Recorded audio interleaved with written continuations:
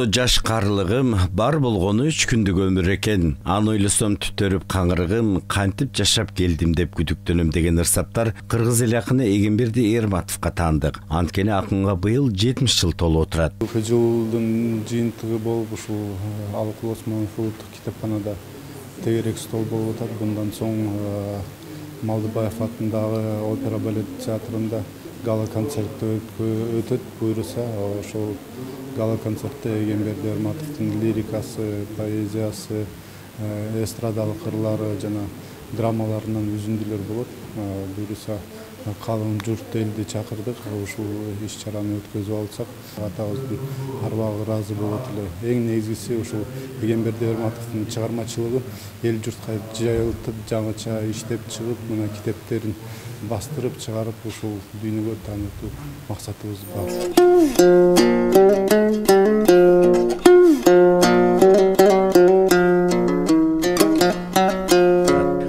Барсам жаштыгыма барамын, жаңачылып көмөкөйү абанын, жаткан ар бир боз таштардын түбүнөн калып калган издеринди табамын деп акын Эгемберди Эрматов Кадамжай районунун Пум айылында жарык дүйнөгө келген. Орто мектепти Кызыл Кыя шаарындагы мектеп-интернатын бүтүргөн. 1970 жылы Ош педагогикалык окуу жайын, 1979 жылы Москвадагы Горький атындагы Адабият институтун бүтүрүп, адабий кызматкер кесибине болгон. Кийинки мезгилде ал бир топ публистикалык макалалар жазды. Ал публистикалык макалалардын баары бул жаштарды адеп акылакка тарбиялоо болуп эсептелет да. Мисалы үчүн угулума айта турган сөз деген макаласы бул баардык өсүп келаткан жаштарга тиешелүү да. Ошону окуса, мындай бир адам катарында калыптанат да жаш буундарыбыз. Анан эң башкысы бул Мухаммед пайгамбар жөнүндө дастан жазды. Бул дастаны жалпы мусулман калктары өтө жакшы кабыл алды. Ал мынакей түрк тилинде которулду, дүйнөнүн орус тилине которулду, аңгыз тилине которулду. Анан анын чыгармалары азыр дүйнөгө тарап атат да. Эгемберди Эрматов кезинде Кыргыз руху гезитинде Мурас Тулпар журналында иштеген. Чыгармалары 1970 жылдан тарта басма сөз беттеринде жарыяланып, биринчи ырлар жыйнагы Ак дил деген ат менен 1979 жылы басылып чыккан. Башкаларга жеңил желпи алданам, алыс болуп калыптырмын чарбадан. Бирок улуу бир касиет бар менде, жан дүйнөмдү дөдөй сезип кармаган деп. Анан бирөөлөрдүн садагасын күткөн жокмун дейт, чүрөп кой деп суранган жокмун дейт. Бирөөгө бир кошомат кылбайт эле. Бирок жан дүйнөсү аябай бийик болчу да. Анан оозун ачса жүрөгү көрүнгөн деп коет го. Ичи менен сырты бирдей эле киши болчу. Анан кээде бай сүйүү жөндөрлөр жөнүндө сурасам, жаш кездеги ошолордун тарыхынан бир айтып берет эле. Негизи билесизби, мага шакирт бол деп эч ким сени чакырбайт. Жакшы адамдарды жандаш, жаманы жанына барбаш, бул өзүңдүн тандооң болуш керек. Мен бул кишини капысынан көрүп калдым. Бир сүйлөшкөндө эле мындай дараметтин көрөнгөсүн көрүп ушунчалык тартылдым.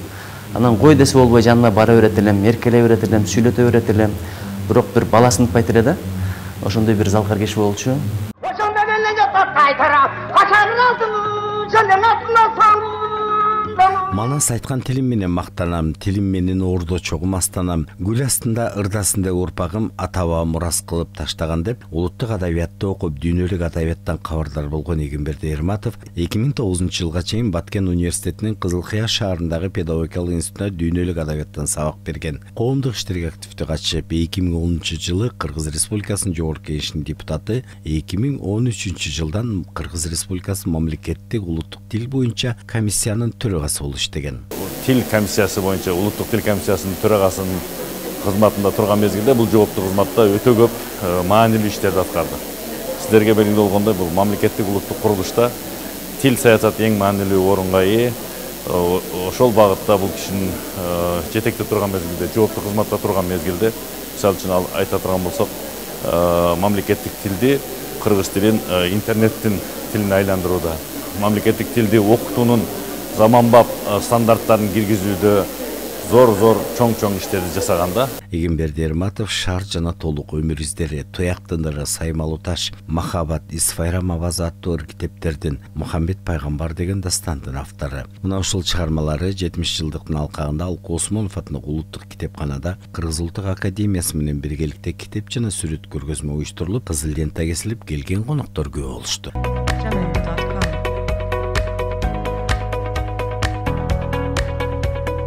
Андан кийин Чыңгыз Айтматов атындагы залда Эгемберди Эрматовдун чыгармачылыгы анын адабиятка кошкон салымы туурасында элемей конференция болуп, студенттер, коомдук ишмерлер, акын, жазуучулар жана маданият, маалымат, спорт жана жаштар саясаты министринин өкүлдөрү катышып, андан кийинки иш-чара Абдылас Малдыбаев атындагы опера жана балет театрында уланды. Жан дүйнөңдүн бар байлыгын артынып, элде жашайт, кубанычы, арманы, окуй турган муун келер. Жаш, өктөм, каймана сыр саптарыңа тиш өткөн. Кыргыздын дагы бир сыймыктуу уулу болгон Эгемберди Эрматов агайыбыздын жакын туугандары жана үй-бүлөсү, урматтуу ушул жерде отурган жаштар, баарыңыздарды бүгүнкү Кыргыздын дагы бир чыгаан уулу, улут сыймыгы, Кыргыздын белгилүү акыны, публицисти, драматургу, котормочусу, ошондой эле коомдук жана саясий ишмери Эгемберди Эрматов агайыбыздын 70 жылдык мааракеси менен Кыргыз Республикасынын маданият, маалымат, спорт жана жаштар саясаты министри Жаманкулов Азамат Капаровичтин атынан, жалпы эле маданият кызматкерлеринин атынан куттуктап кетүүгө уруксат этесиздер. Эгемберди Эрматов агай жөнүндө бир кошумча кызыктуу маалыматтарды, мындай уникалдуу бир миң адамдан, бир 1000 жылда, 100 жылда бир туула турган адам жөнүндө айтпасак болбойт. Эгемберди Эрматов кыргыз драматургиясына да өзгөчө салым кошкон инсан. Аксаткы менен Кул мырза, Жаңыл мырза, Отурар баяны, Кедей кан өңдүү драмалары бир катар республикалык театрлардын сахнасына коюлса, чыгыш акындарын Низаминин Жети сулуу Ясавини хикметтерин кыргыз тилине которгон. Көлөмдү Мухаммед пайгамбар дастанын көзүнүн түрүсүндө чет тилге которууга Алтынай Такмаматовага тапшырган. Бул агай көз өтүп кетердин астында бир 3-4 ай мурун чакыртып жибериптир. Анан бардык. Мен бардым. Анан агай сунуштады, ушул дастанды которбойсуңбу деп. Өзүнүн да көңүлү түштү окшойт. Мен дагы эмнегедир дароо эле макул болдум да. Мен мурда кийин ал дастанды окуган эмесмин. Маалыматым жок болчу. Анан китепти алып, үйгө барып, ошо алгачкы саптарын окуп баштаганда эле мен аябай мындай коркуу сезим болду да. Мен ушуну аягына чыгып котора аламбы, дараметим жетеби деп аябай мындай чочуладым да. Анан ошондогу саптар бар болчу. Бул китепти, дастанды мындай колуң таза кезде, оюң таза кезде кармап окугула деген сыяктуу саптар бар болчу. Анан окуп, анан кириштим. Ошол 2 жылга чукул убакыт кетти. Эгемберди Эрматов Аксаткы менен Кул мырза драмасын жазып, залкар композитор Жумабүдүн Шералиев менен биргеликте музыкасын иштеп чыгып, жыйынтыгында мына ушул драмадан Гүлдөй жан деген оондор жаралып, бүгүн элди кыркы айланып турат.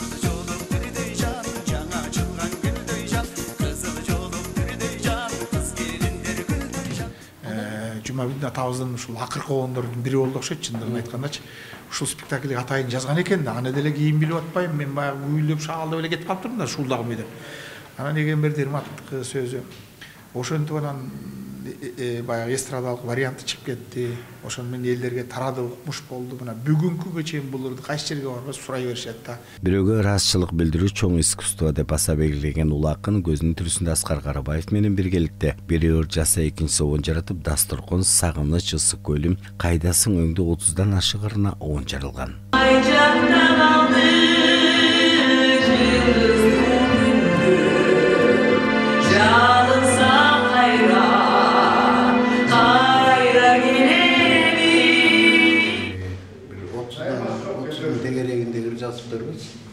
Muzikasını yazıp, sözünü yazıp. Oağında abdan жақсы мүмкіндіктер болды.